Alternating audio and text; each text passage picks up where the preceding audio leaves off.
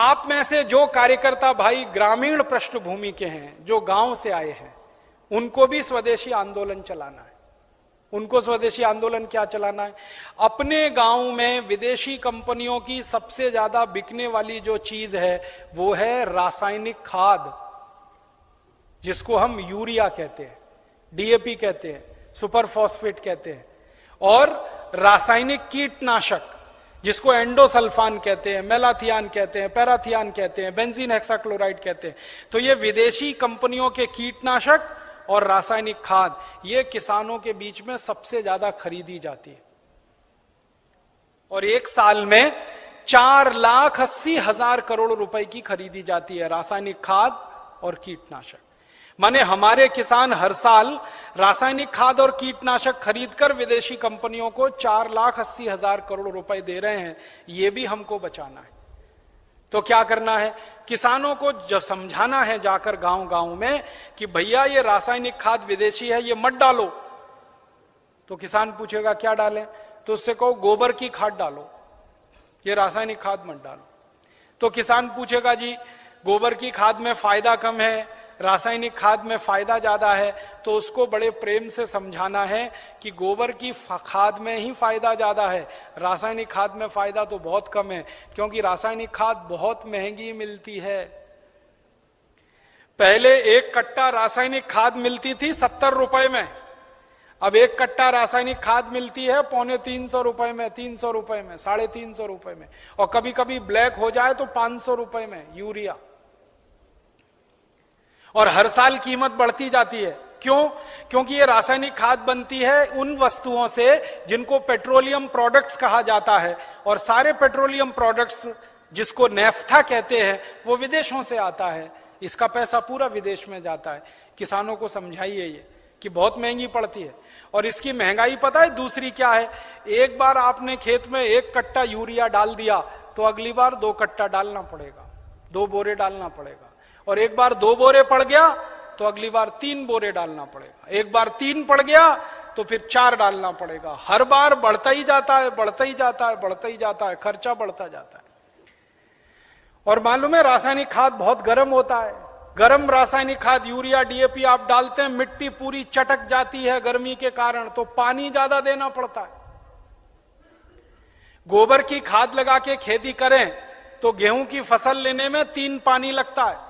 Urea DAP डालकर अगर गेहूं की खेती करें तो 5-6 बार पानी लगाना पड़ता है। पानी का खर्चा बढ़ जाता है, और पानी का खर्चा बढ़ेगा तो पानी तो जमीन में से ही निकालना पड़ता है। जमीन से ज्यादा पानी निकाल के आप खेतों में डालते रहेंगे तो पानी का तल नीचे नीचे नीचे नीचे होता चला जाता है। पहले पानी 25-30 फुट पे मिलता था, अब पानी 900 फुट तक नहीं मिलता खेतों में। तो किसानों को समझाइए कि यूरिया डालने से बड़ा भारी नुकसान है। एक तो हर साल खाद की मात्रा बढ़ानी पड़ती है, खर्चा बढ़ता है। दूसरा, हर साल पानी की मात्रा बढ़ानी पड़ती है, वो खर्चा बढ़ता है। और जहां पानी निकालने के लिए बिजली नहीं है वहां डीजल पंप चलाना पड़ता है, तो डीजल का खर्चा बढ़ता है। और डीजल कभी भी महंगा होता रहता है। एक जमाने में 7 रुपए लीटर मिलता था डीजल, अब 35 रुपए लीटर। 2-4 दिन के बाद ये 40 रुपए लीटर होने जा रहा है। फिर हो सकता है 1.5 साल में 100 रुपए लीटर हो जाए। किसान कहां जाएगा? मर जाएगा वो तो डीजल का खर्चा करते करते। और फिर एक और नुकसान होता है कि ये यूरिया डीएपी जब हम खेत में डालते हैं तो मिट्टी में ये केमिकल घुल जाते हैं, और मिट्टी में घुल गए तो पौधे की जड़ में आ जाते हैं, पौधे की जड़ से पौधे के तने में आ जाते हैं, पौधे के तने से पौधे के फल में आ जाते हैं, पौधे के फल में आ जाते हैं तो फिर वही फल हम खाते हैं, हमारे शरीर में आ जाते हैं।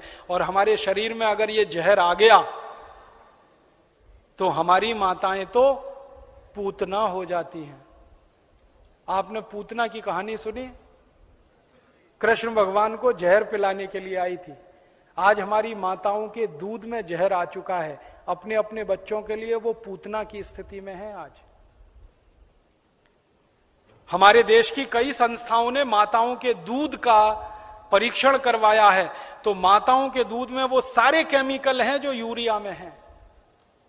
माताओं के दूध में वो सब केमिकल हैं जो कीटनाशक दवाओं में हैं, क्योंकि भोजन हम कर रहे हैं, भोजन के साथ वो शरीर में जा रहे हैं। और यही केमिकल हैं जो आपको कैंसर पैदा करवा रहे हैं, जो आप में डायबिटीज दे रहे हैं, जो आप में हाई ब्लड प्रेशर दे रहे हैं, हाइपरटेंशन दे रहे हैं। 148 किस्म की बीमारियां इन जहरों से पैदा होती है। इसलिए किसानों को समझाओ कि ये यूरिया डीएपी का जहर एक तो विदेशी है, ये बंद करो। दूसरा, ये शरीर को नुकसान देता है, इसलिए बंद करो। तीसरा, ये पैसे का नुकसान करता है, इसलिए बंद करो। तो किसान पूछेंगे भाई क्या करें, तो उनसे कहो गोबर का खाद डालो। अब किसान क्या पूछेगा आपको सबसे पहले, वो कहेगा गोबर के खाद से तो उत्पादन नहीं होता। तो उससे कहो गोबर के खाद से भी उत्पादन बहुत अच्छा होता है, यूरिया डीएपी से जितना नहीं होता उससे तो ज्यादा गोबर के खाद से होता है। मैं तो पिछले 12-13 साल किसानों के बीच में काम करता रहा, महाराष्ट्र और कर्नाटक में। आप आइए वहां देखिए, हजारों हजारों किसानों ने यूरिया डीएपी बंद करके गोबर का खाद डालना शुरू किया है।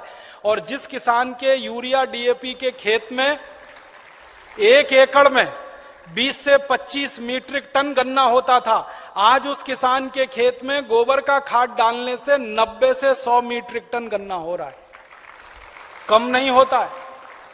जिन किसानों के खेत में यूरिया डीएपी डालने से 1 एकड़ में 12 कुंटल गेहूं होता था, आज उनके खेत में गोबर का खाद डालने से 20 से 22 कुंटल गेहूं हो रहा है। जिन किसानों के खेत में यूरिया डीएपी डालने से 1 एकड़ में 2.5 कुंटल कपास होती थी, आज उन किसानों के खेत में गोबर का खाद डालने से 7 कुंटल एकड़ का कपास हो रही है। ऐसे एक नहीं, हजारों किसान हैं महाराष्ट्र में, कर्नाटक में, थोड़ा अगर चलेंगे तो छत्तीसगढ़ में बहुत किसान है। 12 साल मैंने बहुत काम किया किसानों के बीच, जा जाके उनको ये सब सिखाया। गोबर की खाद से उत्पादन ज्यादा मिलता है यूरिया डीएपी की तुलना। क्यों मिलता है वो जानना चाहिए। बहुत बहुत बढ़िया बात है, जो आप जान लो तो आप किसानों को समझा सकते। गोबर की खाद जब हम खेत में डालते हैं तो होता क्या है, गोबर जो है ना कई तरह के जीव जंतुओं का भोजन है। यूरिया जो है वो भोजन नहीं, जहर है। आपके खेत में एक जीव होता है जिसको केंचुआ कहते हैं। केंचुआ को किसी दिन पकड़ना और हाथ पे रखना और उसके ऊपर यूरिया डाल देना। 2-4 दाने ही यूरिया डालोगे, वो तड़पना शुरू हो जाएगा और 1 मिनट में मर जाएगा। हम जब खेत में टनों टन यूरिया डालते हैं ना, करोड़ों केंचुए मार डाले हमने यूरिया डाल डाल के। और केंचुए क्या करते हैं, केंचुए मिट्टी को नरम बनाते हैं, पोला बनाते हैं और उपजाऊ बनाते हैं। केंचुए का काम क्या है, ऊपर से नीचे जाना, नीचे से ऊपर जाना। पूरे दिन में वो 3 चक्कर नीचे ऊपर के लगाता है। नीचे जाएगा फिर ऊपर आएगा, फिर नीचे जाएगा फिर ऊपर आएगा। अब केंचुआ जिंदा है तो नीचे जाएगा फिर ऊपर आएगा। केंचुआ जब नीचे जाता है तो एक रास्ता बनाते हुए जाता है, ऊपर आता है तो दूसरा रास्ता बनाते हुए आता है। तो परिणाम क्या होता है कि ये छोटे छोटे छिद्र जब मिट्टी में वो केंचुए तैयार कर देता है तो बारिश का पानी इन्हीं छिद्रों में से नीचे एक एक बूंद नीचे रिसते हुए तल में जमा होता है। माने वाटर रिचार्जिंग का दुनिया में सबसे जबरदस्त काम कोई करता है तो केंचुआ करता है, और यूरिया के कारण ये मर जाता है। इसलिए यूरिया डालना माने किसान के लिए आत्महत्या करने के बराबर है। जिस किसान के खेत में यूरिया डलेगा केंचुआ मर जाएगा। केंचुआ मरा तो मिट्टी में ऊपर नीचे कोई जाएगा नहीं, तो मिट्टी कठोर होती जाएगी, कड़क होती जाएगी। मिट्टी और रोटी के बारे में एक सत्य है कि इसको फेरते रहो नहीं तो खत्म हो जाती है। रोटी को फेरना बंद करो जल जाती है, मिट्टी को फेरना बंद करो पत्थर जैसी हो जाती है।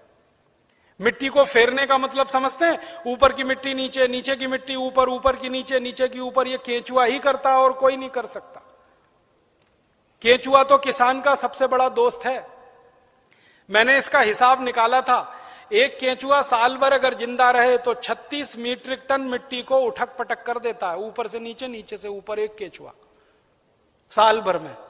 और उतनी ही मिट्टी को ट्रैक्टर से उलट पलट करना पड़े तो कम से कम 100 लीटर डीजल खर्च होता है, और 100 लीटर डीजल 3600 रुपए का आता है। माने एक केंचुआ हर आदमी का 3600 रुपए बचा रहा है। ऐसे करोड़ों केंचुए हैं, पता सोचो कितने हजार करोड़ रुपए बच रहे हैं इस देश में। इसलिए गोबर का खाद डालने से फायदा क्या होता है, रासायनिक खाद डालो केंचुआ मर जाता है, गोबर का खाद डालो केंचुआ जिंदा हो जाता है। क्योंकि गोबर केंचुए का भोजन है। केंचुए को भोजन मिले तो वो अपनी जनसंख्या बढ़ाता है, और इतनी तेज बढ़ाता है कि कोई नहीं बढ़ा सकता। भारत सरकार कहती है हम दो हमारे दो, केंचुआ नहीं मानता उस बात को। एक एक केचुआ 50-50 हजार बच्चे पैदा करके मरता है। 50-50 हजार। एक जाति का केचुआ तो मैंने देखा 1 लाख पैदा करता है बच्चे, तब मरता है। तो वो एक जिंदा है, उसने 1 लाख पैदा कर दिए, अब वो 1-1 लाख पैदा करेंगे, करोड़ों केंचुए हो जाएंगे अगर गोबर डालना शुरू किया। और केंचुए ज्यादा होंगे तो मिट्टी फिर उलट पलट होने लगेगी, मिट्टी में छिद्र बनने लगेंगे, तो बारिश का जितना भी पानी में छिद्र बनने लगेंगे, तो बारिश का जितना भी पानी गिरेगा सब मिट्टी में आ जाएगा। और पानी मिट्टी में गया तो नदियों में बेकार नहीं बहेगा, तो बाढ़ नहीं आएगी, तो समुद्र में फालतू पानी नहीं जाएगा। इस देश का करोड़ों करोड़ों रुपए का फायदा हो जाएगा। इसलिए आप किसानों को समझाओ गोबर की खाद डालो। फिर कुछ किसान कहेंगे जी उत्पादन होगा क्या? उनसे कहना गारंटी मेरी, गारंटी भारत स्वाभिमान ट्रस्ट की। थोड़े दिन में भारत स्वाभिमान ट्रस्ट की तरफ से हम किसानों को कहेंगे कि आप बिंदास गोबर की खाद डालो, गारंटी हमारी, 1 ग्राम भी उत्पादन कम नहीं होगा। कैसे कम नहीं होगा? डालने का तरीका है। डालने का तरीका क्या है? अभी किसान गोबर कैसे डालते हैं? गोबर डालते हैं, वो घूरा है, घूरा गांव में कचरा डालने का, वहां गोबर इकट्ठा करते हैं। 6 महीने 8 महीने साल भर वो सूखता रहता है, और सूख सूख के उसकी सारी ताकत निकल जाती है। फिर वो सूखा हुआ गोबर हम डालते हैं, इससे उत्पादन ज्यादा नहीं आता। गोबर को हमेशा गीला डालना चाहिए, ताजा डालना चाहिए। गोबर को अगर पानी में घोल के डालो ना, तो वही 3 गुना ज्यादा फायदा करता है। तो किसानों को यह समझाओ कि गोबर को सुखा के खेत में ना डालें, उसको पानी में घोल के डालें। तो कैसे घोलेंगे पानी में? उसका फॉर्मूला लिख लो आप। और जो जो गांव में जाने वाले कार्यकर्ता है, ये सब किसानों को आप बोलो कितना गोबर डालना है, कितना पानी उसमें मिलाना है, कितने बीघे के लिए काम में लाना है उसको। अब आपको मैं एक मोटी सी बात बता देता हूं। 1 एकड़, 1 एकड़ माने 2.5 बीघा, 5 बीघा नहीं, 2.5 बीघा। तो एकड़ 2.5 बीघे का हिसाब जोड़कर बताता हूं। एक किसान को एक बार में 1 एकड़ फसल के लिए कितना गोबर डालना पड़ेगा? गीला करके डालेंगे तो 10 किलो गोबर, बस 10 किलो गोबर, 10 किलो गोबर। फिर से सुन लो, 10 किलो, ज्यादा नहीं बोल रहा हूं, 100 किलो नहीं, 10 किलो गोबर 1 एकड़ के लिए डालना। कैसे? लिख लो 10 किलो गोबर। फिर इसमें चाहिए 10 लीटर मूत्र। जिस जानवर का गोबर उसी का मूत्र। गाय का गोबर तो गाय का मूत्र, भैंस का गोबर तो भैंस का मूत्र, बैल का गोबर तो बैल का मूत्र। अब आप बोलोगे गोबर तो इकट्ठा कर लेंगे, मूत्र कैसे इकट्ठा करें? जानवर जो मूत्र देते हैं ना, जहां पे आप जानवरों को रखते हो वहां पे पत्थर वत्थर लगा के एक छोटी सी नाली बना लो और उसमें ढाल लगा दो। जितना भी वो पेशाब करेंगे वो नाली में आ जाएगा। नाली के आगे एक खड्डा खोद दो, वो सारा उसमें जमा हो जाएगा, फिर वो ले लो।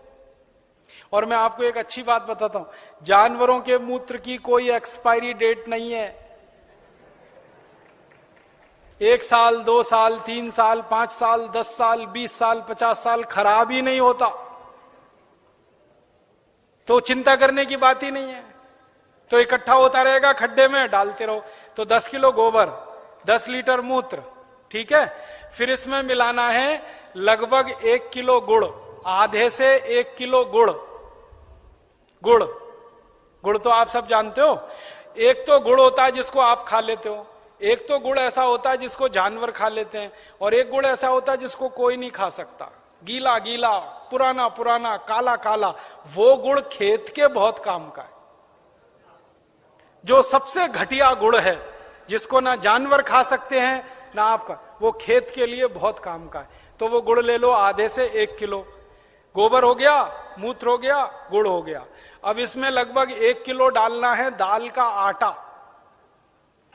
दाल है ना, दाल, अरहर की दाल, मूंग की दाल, उड़द की दाल, चने की दाल, सोयाबीन की दाल, खेसारी की दाल, कोई भी दाल, 1 किलो उसका आटा।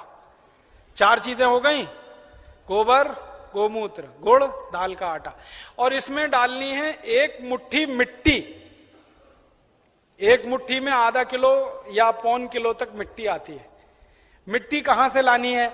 आपके खेत के आसपास अगर पीपल का कोई पेड़ है, बरगद का कोई पेड़ है, तो उसके नीचे से खोद लो मिट्टी। पीपल के पेड़ के नीचे की या बरगद के पेड़ के नीचे की? पीपल और बरगद के पेड़ के नीचे की ही मिट्टी क्यों खोदना?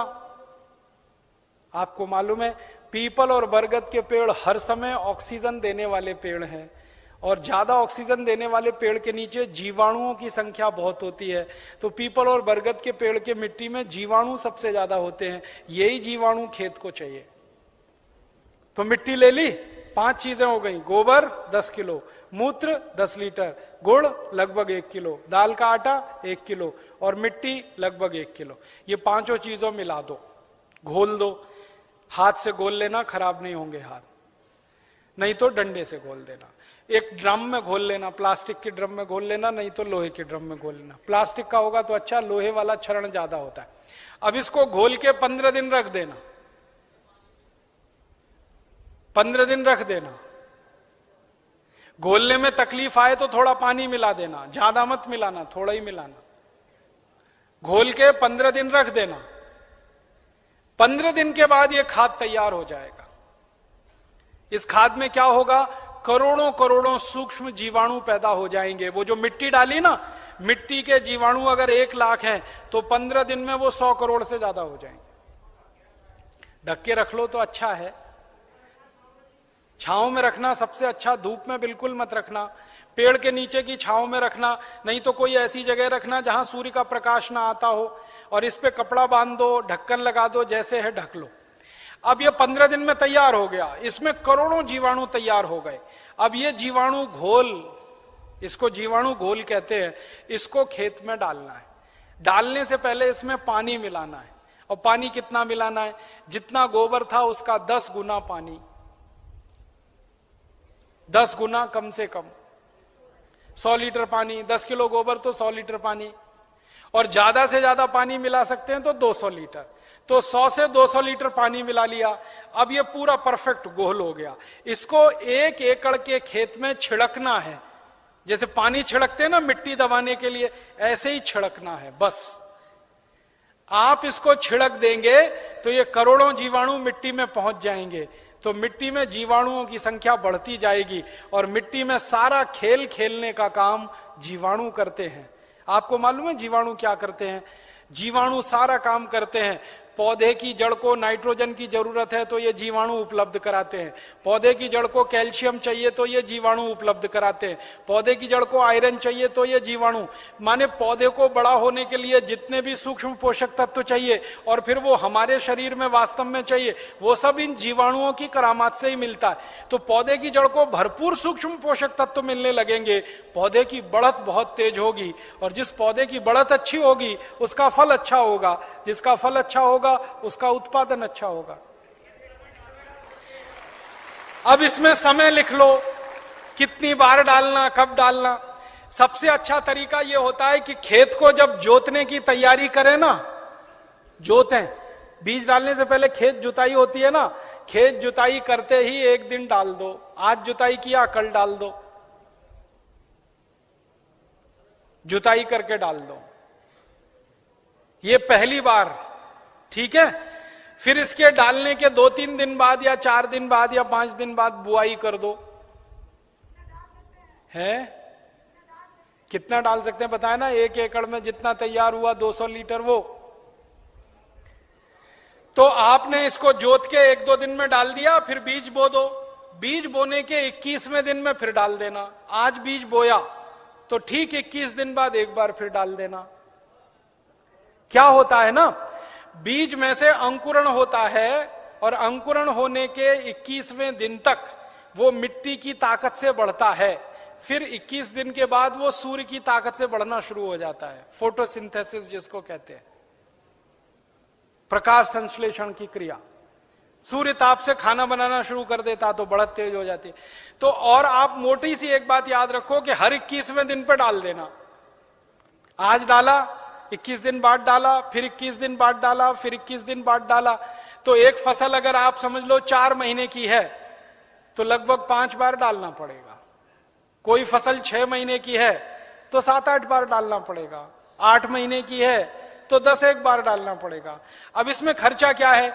जानवर अगर घर के हैं तो गोबर फोकट का, मूत्र फोकट का, गुड़ मैं कह रहा हूं सबसे सड़ा हुआ जिसको फेंक देते हैं वो भी फोकट में मिल जाएगा, पानी तो फोकट का है ही, थोड़ा दाल वाल लेना पड़ेगा तो उसका खर्चा आएगा, लेकिन किसान अगर दाल पैदा करता है तो वो भी घर की हो जाएगी। माने खाद बनाने का खर्चा लगभग शून्य आएगा, मेहनत लगेगी, पूंजी में पैसा कम से कम खर्च होगा।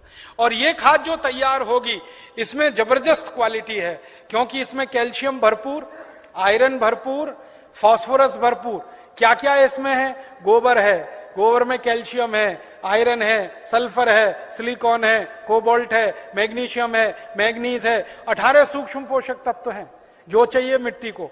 फिर गुड़ है, गुड़ में जबरदस्त फास्फोरस है, गुड़ में जबरदस्त कैल्शियम है, फिर मूत्र में ये सब है। तो जो सूक्ष्म पोषक तत्व हमें चाहिए वही मिट्टी को चाहिए, वो सब इस खाद में भरपूर हैं। यूरिया में नहीं है, डीएपी में नहीं है, यूरिया में कैल्शियम नहीं है, डीएपी में कैल्शियम नहीं है। और कैल्शियम सबसे प्रमुख आधार है मिट्टी के लिए, क्योंकि खेत में कैल्शियम होगा तो पौधे में होगा, पौधे में होगा तो फल में होगा, फल में होगा तो भोजन में होगा, भोजन में होगा तो शरीर में होगा, शरीर में होगा तो हड्डियां मजबूत, हड्डियां मजबूत तो शरीर मजबूत। ये सारा साइकिल इसी कैल्शियम के उस पे। तो ये तो गोबर की खाद से ही मिलेगा, यूरिया डीएपी से मिलने ही वाला नहीं है। तो किसान को ये समझाइए आप। अब आपको समझ में आ गया, हर 21 दिन में डालना है, जबरदस्त फसल आएगी। पहली बार जब आप डालोगे ना तो किसान थोड़ा झिझक करेगा, उसको भरोसा नहीं है, विश्वास नहीं है, तो उसको कहना कि भाई तुम डालो, नुकसान तुम्हारा नहीं होगा। मैंने बहुत किसानों का हिसाब निकाला है, खराब से खराब खेत में जब गोबर का खाद डालते हैं ना तो गेहूं का उत्पादन पहले साल की तुलना में थोड़ा ही कम आता है, लेकिन उत्पादन जितना कम आता है उससे ज्यादा खर्चा बच जाता है, तो वो बराबर मामला बैठता है। हम यूरिया डीएपी में खर्चा करते हैं हजारों रुपए का, तब उत्पादन लेते हैं। यहां खर्चा ही नहीं है, थोड़ा उत्पादन कम भी हुआ तो फायदा ही है, नुकसान कुछ नहीं, इसलिए किसी किसान का नुकसान नहीं। और 2-3 साल लगातार आपने डाल दिया तो उत्पादन बढ़ना शुरू हो जाता है, लगातार बढ़ता है। और 10-12 साल में तो कई खेत ऐसे हैं जहां उत्पादन सीधे डबल हो जाता है, 100% की बढ़ोतरी हो जाती है। नहीं, छानने की जरूरत नहीं है, ऐसे ही डालो। उसमें जितना कचरा है सब खेत में जाने दो, क्योंकि कचरे में जीवाणुओं की संख्या और तेजी से बढ़ेगी, छानने की जरूरत नहीं है। अब आप डालोगे कैसे, ये प्रश्न है। तो उसके लिए 4 विधि है। पहली विधि ये है कि सीधे डब्बा लो और छिड़काव करो, खेत पे भरो और छिड़क दो, भरो और छिड़क दो। अब कहोगे जी खेत बहुत बड़ा है, ये तो नहीं चल सकता, तो दूसरा तरीका बताता हूं। खेत में पानी लगाते हैं ना, पानी में डाल दो। नाली में से पानी जा रहा है ना, एक टंकी में भर के ये खाद रख दो, उसमें नल लगा दो, टोटी खोल दो, टपक टपक पानी में गिरता रहेगा, खेत में चला जाएगा। ये दूसरा तरीका। तीसरा तरीका ये है कि अगर किसी के घर में जानवरों की संख्या ज्यादा है तो गोबर ज्यादा होगा उसके पास, तो थोड़ा सा गोबर तो इसमें इस्तेमाल हुआ, बचे हुए गोबर का क्या करेंगे? तो बचा हुआ गोबर अगर सूखा है तो उसको इसी में डाल देना 15 दिन के बाद 200 लीटर पानी मिला के, तो वो गोबर भी गीला हो जाएगा। गीले गोबर के लड्डू बना लो और लड्डुओं को खेत में फेंक दो, तो खाद पहुंच जाएगा। और एक तरीका है, खेत में से मिट्टी खोद लो, मिट्टी खोद लो, मिट्टी में ये पूरा घोल मिला दो, मिट्टी गीली हो गई, मिट्टी के लड्डू बना लो, लड्डुओं को खेत में फेंक दो, तो खाद पहुंच जाएगा। तो पानी के साथ दे सकते हैं, छिड़क के डाल सकते हैं, गोबर या मिट्टी को लड्डू बना के डाल सकते हैं। और एक आखिरी तरीका है, स्प्रे मशीन अगर अपने पास है तो उसका आगे से नोजल निकाल दो, नोजल निकाल दो, फिर उससे स्प्रे कर दो। अब इसमें ध्यान ये रखना है कि ये फसल पे स्प्रे नहीं होगा, ये जमीन पे होगा, मिट्टी पे होगा। फसल पे डालने से फायदा नहीं मिलेगा, मिट्टी में डालना है इसको। तो अगर फसल ऊंची है तब कैसे डालेंगे? तब तो पानी लगाओगे तभी डालना सबसे अच्छा है। इसमें एक तरीका यह है कि खेत का मुहाना होता है ना, जहां से पानी घुसता है, वहां एक आदमी को बिठा दो, डब्बा लेके पटकता रहेगा, उसमें पानी के साथ जाता रहेगा, और पानी के साथ पूरे खेत में बराबर मात्रा में जाता है और रिजल्ट उसका सबसे अच्छा आता है। और एक तरीका है इसको डालने का, अगर आपके घर में गोबर का वो बनाते हैं ना, क्या कहते हैं उसको, कंडा कहते हैं, उपला कहते हैं, क्या कहते हैं, कंडा उपला जो भी कहते हैं, उसको जलाते हैं। जलाने के बाद राख निकलती है ना, वो राख इकट्ठी कर लो और ये घोल और राख मिला दो और फिर लड्डू बन जाएंगे, फिर खेत में छिड़क दो। तो इसका तो जबरदस्त उत्पादन आता है, क्योंकि जो राख है ना, इसमें कई केमिकल अतिरिक्त हैं जो गोबर और गोमूत्र से भी ज्यादा है। तो ये तरीका समझ में आ गया। हर 21 दिन पे डालेंगे। 4 महीने की फसल है तो 5-6 बार डालना पड़ेगा, 6 महीने हैं तो 7-8 बार। इसी तरह से पूरी खेती होती रहेगी। गोबर किसी भी जानवर का, गाय का हो, भैंस का हो, बैल का हो, बकरी बकरे का हो, गधे घोड़े का हो, हाथी ऊंट का हो, कोई भी हो, सब चलेगा। मूत्र भी किसी जानवर का, ठीक है। और आधा आधा मिले तो वो भी चलेगा। गाय का आधा ले लिया, भैंस का आधा, किसी के पास गाय नहीं हो, किसी के पास भैंस नहीं हो, एक एक गाय एक एक भैंस, और खेत बड़ा है तो आधा आधा, सब मिक्सिंग करके चलेगा। बस एक ही सावधानी रखना कि जो जो गाय का गोबर लो तो वो देशी गाय हो तो अच्छा होगा। जर्सी का फायदा पूरा नहीं करेगा, और जर्सी का ही गोबर है तो उसमें देशी का मिला लेना, नहीं तो कोई फायदा नहीं करेगा। जर्सी गाय है, उसका गोबर है, उसमें देशी गाय का 1-2 किलो गोबर मिला लेना, वो वैसे ही काम करता है जैसे 100 किलो दूध में 1 चम्मच दही डालो तो पूरा दूध दही हो जाता है। वैसे ही 100 किलो जर्सी गाय के गोबर में 1 किलो देशी का डाल दो तो देशी गाय के जीवाणु अपनी संख्या अपने आप बढ़ा लेते हैं। और धीरे धीरे मेरी बात मानो तो जर्सी गाय बेचते जाना, देशी लेते जाना, क्योंकि ये जर्सी गाय के दूध में दम नहीं है। आपको मालूम नहीं है, दुनिया में भारत को छोड़कर जर्सी गाय का दूध कोई देश नहीं पीता। डेनमार्क में सबसे ज्यादा जर्सी गाय है। डेनमार्क वाले दूध ही नहीं पीते। क्यों नहीं पीते? कैंसर होने की संभावना है जर्सी गाय के दूध से। घुटनों का दर्द तो तुरंत हो जाता है, बड़ी बड़ी बीमारियां होती हैं। और जर्सी गाय को एक खतरनाक बीमारी होती है, मैड काउ डिसीज। उस बीमारी के चक्कर में दूध भी उसका प्रदूषित होता है, इसलिए जर्सी का दूध दुनिया में कोई नहीं पीता। डेनमार्क की सरकार तो दूध ज्यादा होने पर समुद्र में फेंकवा देती है। आपको सुनकर हैरानी होगी, डेनमार्क में दूध बहुत है, चाय बिना दूध की पीते हैं सबके सब, क्योंकि वो दूध उनको खराब लगता है। तो जर्सी गाय बेच के देशी लेते जाना। भैंस हो तो उसका तो चल जाएगा, बैल का चल जाए। अब एक आखिरी चीज और बता दूं, उसको आप लिख लो। ये तो हुआ खाद। अब किसान कहेगा कीड़ा लग गया, तो कीड़ा लग सकता है ना, तो उसका भी एक फॉर्मूला लिख लो। कीड़ा अगर लगता है, कीट लगता है, तो उसकी दवा भी हम खुद बना के छिड़क सकते हैं, पैसा खर्च करने की जरूरत नहीं। कीड़ा मारने की दवा कैसे बनेगी?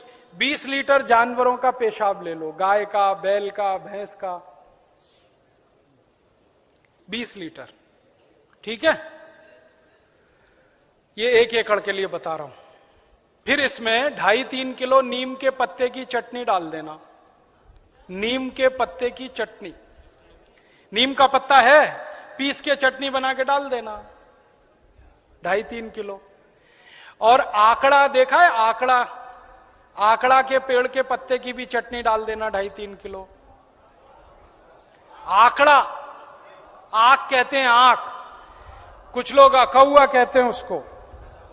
आक, आकड़ा, अकौआ, हाँ वही जो हनुमान जी पे चढ़ाते हैं, जिसमें सफेद सफेद दूध निकलता है।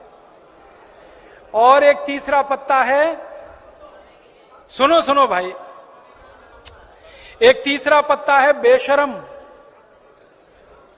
बेशरम जो है ना, अक्सर गांव में घुसते हैं ना, तो दोनों तरफ किनारे किनारे लगा रहता, पान के जैसा पत्ता, बैगनी रंग का फूल आता है, उसमें ना खुशबू होती है ना कुछ होता है, बिना पानी के बिना बीज के होता है, इसलिए बेशरम कहते हैं। तो 2-2.5 किलो ले लो। और एक पत्ता है आपके गांव में अगर मिले तो, सीताफल का पत्ता, शरीफा जिसको कहते हैं, सीताफल शरीफा, उसका पत्ता 2-2.5 किलो ले लो। और अगर गांव में मिल जाए ना तो वो घास आती है ना, कांग्रेस घास, उसको चटनी बना के डाल दो, 2-2.5 किलो। और इसमें थोड़ा सा खूब तीखी लाल मिर्च हो, हरी मिर्च हो, तो वो पीस के डाल दो, 250-300 ग्राम। लहसुन पीस के डाल दो, आधा किलो के करीब। गाजर घास, वही वही। और मैं आपको एक मोटी सी बात बताता हूं, वो याद रखो, जिन जिन पत्तों को गाय नहीं खाती, फिर से सुनो, जिन जिन पत्तों को गाय नहीं खाती और आपके गांव में उपलब्ध है, वो सब पत्ते पीस के डाल दो इसमें। गाय को खिला के देख लो, खा रही है तो नहीं डालना, नहीं खा रही है तो पीस के डाल देना है। मोटी बात याद रखो। तो 3-4 तरह के पत्ते डाल दिए, थोड़ा लहसुन डाल दिया, थोड़ा मिर्ची डाल दी, 20 लीटर मूत्र में डाल के इसको उबालना है, गर्म करना, उबाल के ठंडा कर लो, ठंडा करके 200 लीटर पानी मिला दो। अब ये दवा तैयार हो गई, कीटनाशक। इसको स्प्रे कर दो किसी भी फसल पे, तो 48 घंटे माने 2 से 3 दिन में सारे कीट खत्म कर देता है। 1 पैसे का खर्चा नहीं होता, बाजार से कुछ नहीं लाना पड़ता। ये हर फसल में काम आता है, गेहूं में, चावल में, चने में, दाल में, मटर में, गन्ने में, हर तरह की फसल में ये उपयोग हो सकता है। तो कीटनाशक दवा बनाने का आपको मालूम, खाद बनाने का आपको मालूम। अब यूरिया, डीएपी और एंडोसल्फान गांव गांव से हमें बंद कराना है।